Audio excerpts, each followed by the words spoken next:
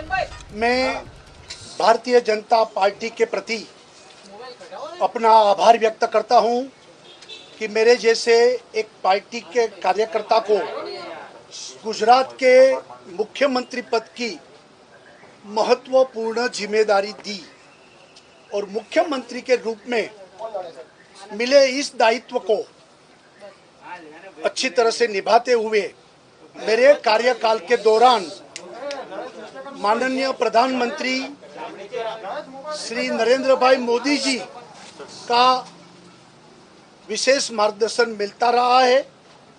माननीय प्रधानमंत्री जी के नेतृत्व एवं मार्गदर्शन में गुजरात समग्र विकास तथा सर्वजन कल्याण के पथ पर आगे बढ़ते हुए नए आयामों को छुआ है।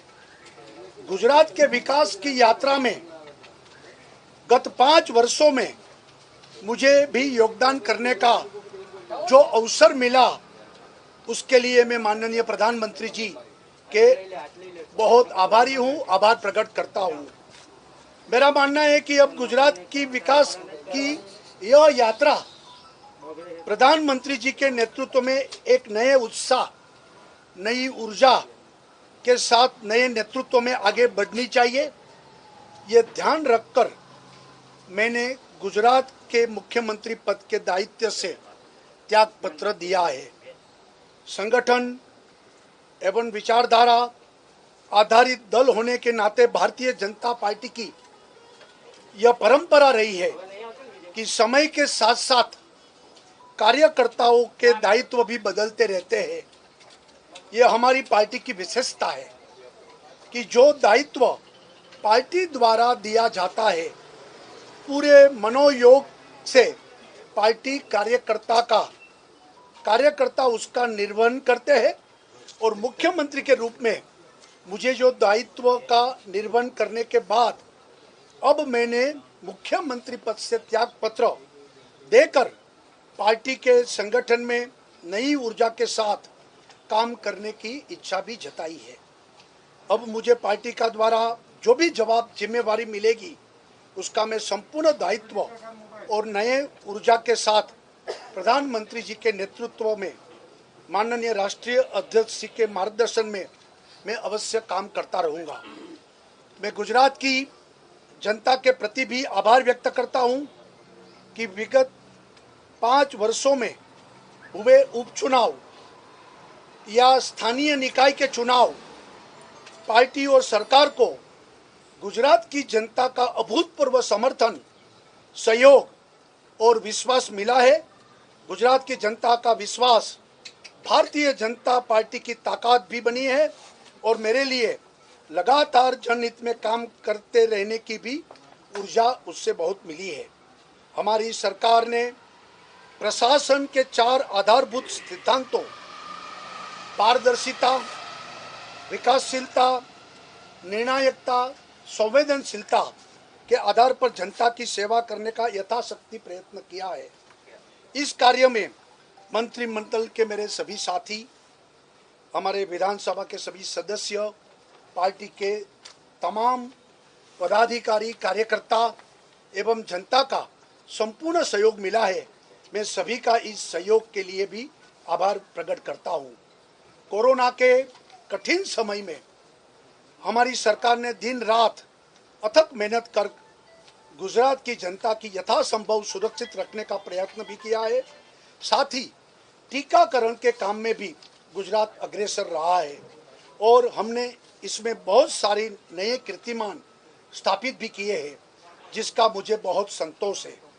पार्टी के पूर्व राष्ट्रीय अध्यक्ष, केंद्रीय गृह मंत्री आदरणीय श्री अमित भाई शाह जी से मुझे प्रशासनिक विषयों में नए अनुभव को जानने समझने का अवसर भी मिला है तथा पार्टी के कामकाज में भी उनका सहकार और सहयोग भी मुझे अमूल्य मिला है।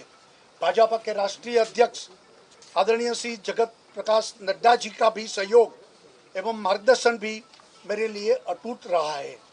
मेरा त्याग पत्र से गुजरात भारतीय जनता पार्टी के नए नेतृत्व को अवश्य अवसर मिलेगा तथा हम सब एकजुट होकर माननीय प्रधानमंत्री जी के नेतृत्व में गुजरात की इस विकास यात्रा को नई ऊर्जा, नए उत्साह, नए नेतृत्व के साथ आगे अवश्य लेकर जाएंगे। विजय भाई, आपने ये बताया अपने 5 साल का कार्यकाल सब कुछ सही था, तो कहाँ चुक रहे, क्यों इस्तीफा देने की जरूरत है? नहीं, हमारे पार्टी में ये स्वाभाविक प्रक्रिया है। कार्यकर्ता को अलग अलग समय पर अलग अलग दायित्व मिलता है। हम पद नहीं बोलते हैं, जिम्मेवारी बोलते हैं। मुझे 5 साल के लिए मुख्यमंत्री की जिम्मेवारी दी, ये भी बहुत बड़ा एक समय है और 5 साल मैंने काम किया। अब पार्टी मुझे जो जिम्मेवारी सौंपेगी वो मैं करूंगा, ये हमारे स्वाभाविक प्रक्रिया है। संगठन के साथ लगातार टकराव, पाटिल जी ने कहा था कि 2022 का चुनाव भी विजय रूपाणी की सरकार में ही लड़ा जाएगा, तो फिर ये क्यों? अरे हम सब नरेंद्र मोदी जी के नेतृत्व में हर चुनाव लड़ते हैं। विजय रूपाणी के नेतृत्व का सवाल नहीं है और किसी का नेतृत्व का सवाल नहीं है। मोदी जी के नेतृत्व में भारतीय जनता पार्टी सभी राज्यों और केंद्र में चुनाव लड़ती है। इस बार भी हमारे पास बहुत मजबूत नेतृत्व है, उनके नेतृत्व में हम अवश्य चुनाव लड़ेंगे और अच्छी तरह से जीतेंगे।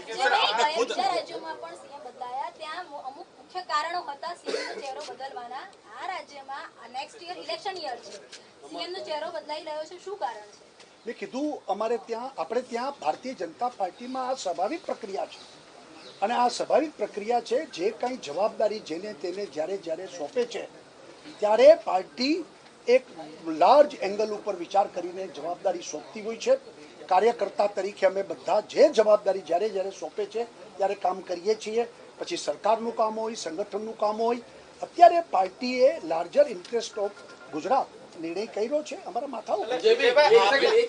વિજયભાઈ, સૈદ્ધાંતિક રૂપે 17 ની અંદર ગુજરાતની પ્રજાએ તમને ચૂંટ્યા હતા, બરોબર, અને તમે ટર્મ પૂરી નથી કરી શક્યા, એટલે કાં તો સીધા તમે ચૂંટણીમાં જવાના છો, તમારો ફેસ બદલીને બીજા કોઈ ચીફ મિનિસ્ટર આવવાના? મેં કીધું ફેસ તો મોદીનો જ છે અને મોદીજીના નેતૃત્વમાં ચૂંટણી લડાશે, એ ગૌણ છે બાબત। આ નવા નવા નેતૃત્વ આ ભારતીય जनता पार्टी જ કરી શકે છે। જે રીતે હું પણ એક સામાન્ય કાર્યકર્તા અને મને જવાબદારી સોંપીને મારું નેતૃત્વ મોટું કર્યું। और इस बीच विजय रूपाणी को आप सुन रहे थे, जिनका कहना था कि मुझे 5 साल के लिए मुख्यमंत्री जरूर बनाया गया था, लेकिन बीजेपी में एक परंपरा रही है कि बीच बीच में सबके दायित्व में बदलाव होता है और अब पार्टी मुझे जो दायित्व देगी मैं उसका निर्वहन करूंगा और जो नए मुख्यमंत्री बनेंगे उनके आगे भी बड़ी चुनौती होगी, लेकिन पार्टी का पूरा सहयोग उनके साथ रहेगा।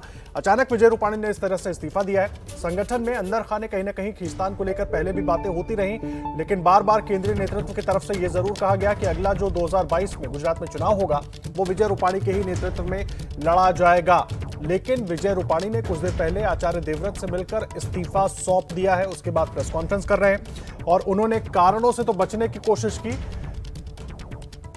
लेकिन साफ तौर पर उन्होंने ये भी कहा कि बीजेपी की परंपरा रही है, समय के साथ साथ दायित्व बदलने वाले हैं। और अपनी पूरी बातचीत में विजय रूपाणी ने एक जो अहम बात कही वो ये कही कि गुजरात में हमेशा चुनाव जो है वो प्रधानमंत्री नरेंद्र मोदी के नेतृत्व में ही लड़ा जाता रहा है, उनके नाम के नेतृत्व में लड़ा जाता रहा है और अगली बार भी जब चुनाव होंगे 2022 में तो वो भी नरेंद्र मोदी के नेतृत्व पर ही लड़ा जाएगा, उनके ही चेहरे पर यह चुनाव लड़ा जाएगा। मुख्यमंत्री कोई भी हो लेकिन चेहरा नरेंद्र मोदी का ही होगा, ये बहुत अहम बात उन्होंने कही है।